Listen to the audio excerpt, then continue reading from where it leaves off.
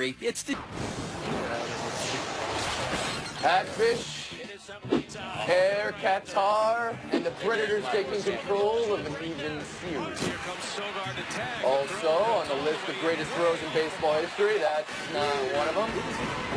And an around the horn investigation into whether this water slide is real. What do we say, people? I say absolutely not. It's a conveniently timed walkthrough by that lady right there. I don't know. That's at Pirates Island in Ocho Rios, Jamaica. It's Around the Horn. There was the no show of reaction from competitive anybody banter. else. That's what kind Here's of... Tony Reali. Maybe we'll get to that later. You smell that, guys? Smells like a catfish with a stuffed penguin in its mouth and a hat on its head. Smells like victory. The mentally tired Pecorine, Bill Plaschke. 2-0, and since you said that, it's been 4 games. If you look at the stats right now, you might think this series is over, national sweep.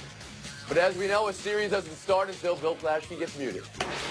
Woody, since Bill is tied up right now, you're going to start us off. Are the Predators in control of the series right now? Sure, and Minnie is back on top where he belongs. He stopped 50 of his last 52 shots. There were people on the show last week calling for him to be replaced. The guy's the best player in the whole series. Of course, they're going to win 1 game in Pittsburgh. This is a better team throughout the series. The way they circle at mid-ice, the way that their forecheckers are helping their defenders, the fact that they have gotten a lot more shots, almost 30 more shots than Pittsburgh in this series, more hits, more goals overall after those first 2 games. The Nashville Predators have this series right where they want Monty Jones, you agree? I mean, Woody, you say that as though being the best team is ever determined who's going to win a hockey series. Is it possible to have control in a hockey series? We were just ready to run Rene out of his job after a couple of bad games. They're certainly in a position that you want to be in, but I didn't come off of Game 4 feeling like, oh, man, the Predators just outplayed the Penguins so badly. You look at the numbers, just about everything looks either even or is leaning toward the Penguins. So I can't say no that they absolutely have control of this series. I'm just curious, what do you do when you come off that crazy environment in Nashville in a sport where we say that home ice court, whatever you want to call it, advantage, normally doesn't matter as much in hockey. How does this change, though, coming out of that madhouse and now going to Looks like Pittsburgh it matters in Nashville right now, doesn't it? I mean, 9-1 this postseason. Kate Fagan, join us. I mean, the best team doesn't always win the Stanley Cup final in hockey, but usually it's the team with the best goalie, and that is right now the Nashville Predators. Woody listed all of the stats about Pecorine and the way he's turned it around from the first 2 games to these last 2 games. So if it's best defense and it's a goalie who's quote-unquote standing on his head, that's exactly what the Nashville Predators have. And on top of that, it's not as if that's all they've had. They outplayed Pittsburgh in the first 2 games of this series, and they obviously outplayed them in the next 2. And they have the 2 key factors that every hockey team needs in order to win a Stanley Cup: defense and goal. But they don't have home ice over the last 3. And this is maybe, Kate, you've only been on the show the last 3 years or so. Goalie standing on his head is a deduction on this show for the cliche. Oh, it is? It just is. It is. We haven't had it all season long. It's the Very first impressed. time. Plaschke, how about you? Don't be catfished by this series so far. The Penguins okay. are All right. still Oh, man. going to That's- win the series. The Penguins are still in control. The 2 factors you talked about, Kate, 2 biggest factors. Penguins have the best player in the world, Sidney Crosby. They have the Conn Smythe guy and Jake Gensel. They have the they have home ice advantage. 2 out of 3 games at home. Defending champions. You know, again, Rene was great the last 2 games. Wasn't so great the first 2 games. He's been great for half the series. I like Murray. I like Crosby. I like Pittsburgh at home. Page back in. Well, my favorite player in the entire series is named Gaudreau, Tony, and he doesn't even have a locker in the locker room. The guy has had his first 3 NHL goals in the Stanley Cup That final. is incredible. He is playing out of his mind. Yes. It's almost like he's playing on his head as well. I mean, out of his mind, standing on his head, it's just something we have. Last year, they outscored Golden State in fast break points. Last year, they won by playing downhill. Last year, Golden State didn't have Kevin Durant. That changes everything, and they're not adjusting for the most important player on the floor right now. This series has averaged about 105 possessions in those kind of games. In the last 30 games, the Golden State's 29-1. Cleveland's played 6 of those games, and they're 3-3. It's not their game. With Durant in there, they can't play like this. This is suicide. Great stats from Plaschke. Woody Page. Oh, I agree that they've got to slow it down. I said that after the first game. The only chance they have of winning this series is playing half-court basketball on both ends. But instead, that's leading to turnovers. The pace they're playing is leading to more turnovers, which gives the Golden State Warriors every opportunity to go on those 10 to 12 runs. He even said it after the last game. They were close, 4 points. He made a critical turnover, and suddenly it's a 10, 12-point game. The only way they can keep that is to stay in the game for more than 3 quarters by using up 20 seconds on the clock and going into their set, getting J.R. Smith. But do they have the team to do that? This isn't the team that had, or even that Bogut traded for or signed at least at one point in the season, but he's not playing. No Mozgov, no big guys like that. Jones, how about you? Nuance, fellas, nuance. Do they need to slow down? Yes, they do need to slow down, if for no other reason than the first 2 games of the NBA Finals were the fastest 2 games played in what is termed the modern era of the NBA Finals. No, the Cavs can't sustain that. You saw how exhausted LeBron was coming down toward the end of the 3rd quarter and in the 4th quarter of Game 2 because those games were faster than even most Warriors games happen to be. But that doesn't mean that they need to play slow. Like, what are you going to tell Kevin Love? If he gets a rebound and the outlet pass is there, no, don't do that because we're going to try to hold the ball for 20 seconds? No, that's not the way that you want to go about this. Maybe they need to play a little slower. Maybe Kyrie Irving, when those runs are getting started, doesn't need to go down there and try to take a shot within 4 seconds to try to silence somebody or anything like that. But I agree, they don't need to try to turn this into a slow down, sludgy sort of game. That being said, the Cavaliers were 15th in pace this year during the regular season. No, they're not a slow team, but at the same time, they're not the Warriors, and they shouldn't try to be that. Good information from Jones. You said 2 fastest games in the modern era of the NBA. What are you defining modern era? How long are we talking? I think they said it was 1991. I do this other television show where they give us statistics. And I don't always listen. Okay, so pre-91 is wait. That's the olden days of the NBA. Is the 80s? And there's some pretty big pace changes after 91, if we want to be honest. Kate Fagan.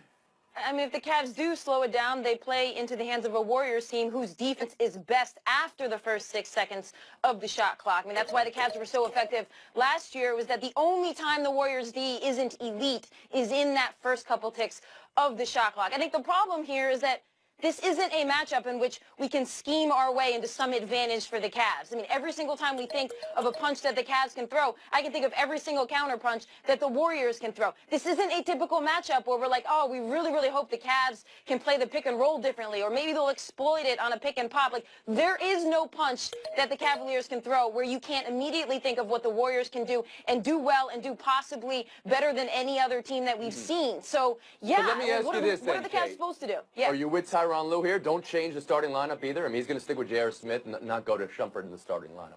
Yeah, I'm with the Cavs. I mean, the Cavs at this point, they have to play with the lineup and the style of basketball that has got them here and that won them the title last year if they even remotely want a shot. Bomani? No, you got to stick with JR because if you bench him, you got to be worried about whether or not you're going to lose him because he is way into his own head right now. Sure, he beat him in his numbers. You've already lost JR. Points. Yeah. He might get a advantage.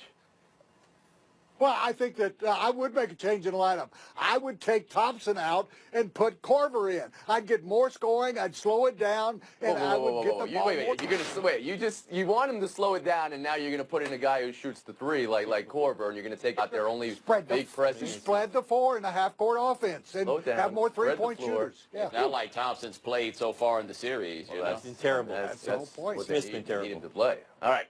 You know what? We're going to move on to the next series for fun right now. Warriors Bulls. The conversation people have already started to have, even though this series isn't over. We'll have it for fun now as well. Vegas says Golden State 6.5-point favorite over the 72-win Bulls team. You can try to say you can't compare generations like yesterday's panel. If you do, I'll mute you. NHL just did, and maybe the 85 Oilers, their #1 team. Tom Brokaw made a career out of comparing generations. That's the greatest generation joke there for you people on D-Day. Who's with me? Come on. All right, some ground rules here. 7-game series we're going to be talking about, and the refs will ref it like it's the early 2000s, just to draw a stake in the sand here in between both teams here. So there's some holding, but no ground and pound, let's say, from 96. Bomani, who you got, Warriors or the 72-win Bulls? All right, so basically what you're telling me here is that those Bulls will have the option of muscling Steph Curry around. Muscling, but not in 1996 ground and pound. Yeah. But if they can muscle him, then you got to go with the Bulls. Like, a significant part of why the Warriors can play the way they play is they're a team built around the rules of today. That makes them no different than anybody else. But if you can muscle Curry around, then we're looking on the other side at a team that can go small the same way the Warriors can go small. They can put out a lineup of Harper, Jordan, Pippen, Rodman, and Tony Kukoc, and they look a lot like a modern basketball team. There's also this other thing, man, and I hate to be that guy, but I'm going to be that guy. It's Michael Jordan over there, man. Like, he will belittle Steph Curry into a puddle of tears if that is what is necessary in order to win in this series. I'm not betting against Mike. I can't do it. Okay, Fagan, you? I got the Warriors. I mean, we've watched the evolution of sports, athletes, running, jumping. Everything is bigger, faster, stronger. I don't know how a hand-checking rule is going to take away 20 years of the evolution of the NBA athlete to the point where this Warriors team and the athletes on it and the style of play is far superior to 20 years ago. I think the only thing that's keeping us from admitting that is being prisoners of the past and the nostalgia of that Chicago Bulls team. The hand check rule is not going to stop Steph Curry. He's not going to be crying in a puddle on the floor because of a mid-90s team that was amazing, but we have seen the evolution of the game. Okay, so now that's Fagan for the Warriors. Plashke, how about you?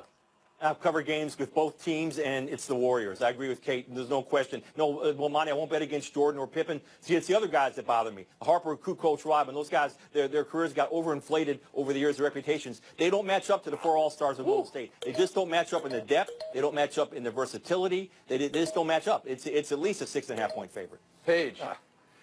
Plaskey, you said there's no question. You don't have the answer. I'll tell you 2 sure things. 1, my generation was the greatest of all time. And number 2, the Bulls would win that game and win a 7-game series. I mean, they were so dominant then. You talk about the Warriors now. I'm telling you, Rodman would get every rebound in the game.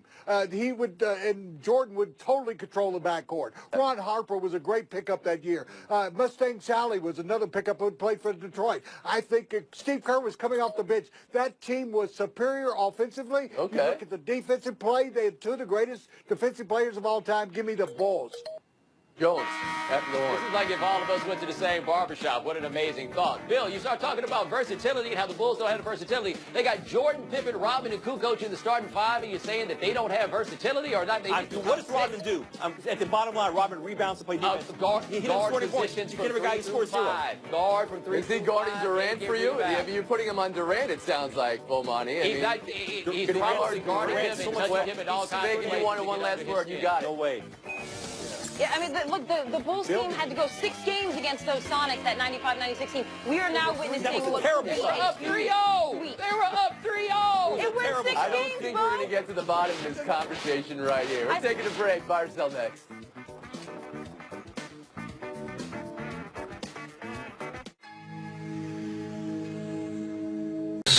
Best sporting event in America last night. Oklahoma over Florida in 17 innings. This was great. Best part about 17 innings and 496 combined pitches is the look you give when you win. This is game 1 of a best of 3. Bill Plashke, is a 17-inning loss easier or harder to recover from?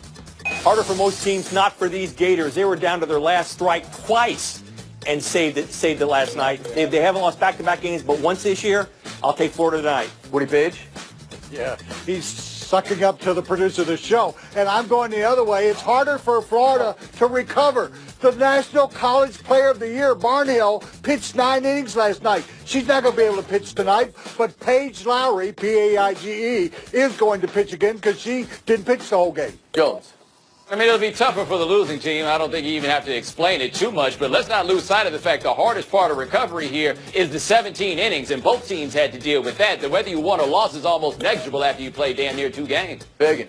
Yeah, both sides are equally depleted when you talk about pitching and the number of innings, but I'm putting my money on Florida also because, I mean, this is the kind of game that puts softball on the map outside of the frenzied fan base, which it already has, and so I think there's going to be the emotional boost of that for Florida as well, knowing the eyeballs on it. You know, the plane that was providing aerial shots of this game ran out of gas. Had to take a landing in the middle of this. That's how long it went. That tells you how good of a game it was. We'll move on. Buy or sell 2. The Sixers say they will not play Joel Embiid and Ben Simmons in the Summer League.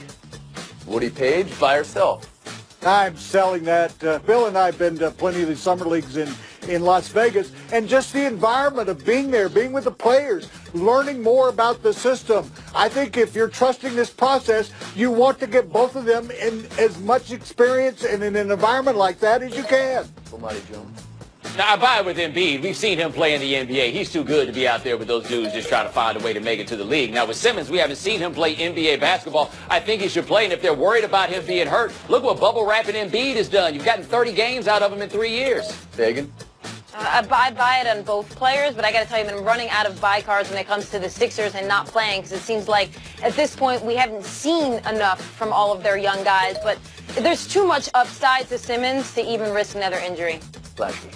I'm selling Embiid, and you know that's like Corey Seager playing Winter League, but I'm buying it for Simmons. This is where the learning starts. This is where the things get installed. A lot happens. Summer League's a big business, a big deal now. Simmons needs to be there. Buy or sell 3. Over or under $400 million for Bryce Harper's next contract. Look at it. Unnamed GM here quoted in the Mats piece on .com, calling that number light and paid like paid. Bomani, over or under $400 million? I think I'm probably going to go over. The tricky part is the length of the contract, and baseball teams love to get these double-digit year contracts as they're predicting what's going to happen 10 years off from now. Makes a whole lot of sense. But remember, that 2015 season for Bryce Harper, Fangraphs said his play was worth $70 million. Someone will pay him $40 million a year. I'm going over for that $70 million number that Bo just suggested, and also the fact that the only precedent we're looking at is the arbitration that they avoided with the Nationals and how much percentage-wise he got more than the next guy who went that route. And so it looks like we're going to have a record-busting salary for Harper. In 5 previous seasons, he's only played 1 season that's been complete and injury-free. And, you know, I just think you pump the brakes on this. You hold off to see, let him get to the postseason, let him get to the season, see how he does. He's a guy who plays hard and plays reckless. He gets hurt a lot. I don't know if it's worth it. You're saying he played last year hurt because he had the number of games last year. Was yes, but he was hurt. But he was hurt. Yeah. That's what Paige, how about you? Oh, pump the brakes. Give me a break. I'll tell you what. You put your foot to the metal and go as fast as you can. He's 15 years, 15 years, and $500 million. Oh, that joke. That joke just yeah. crickets, Woody. Plaster Page, I think it's time to say goodbye. We got a Jones-Fagan showdown next.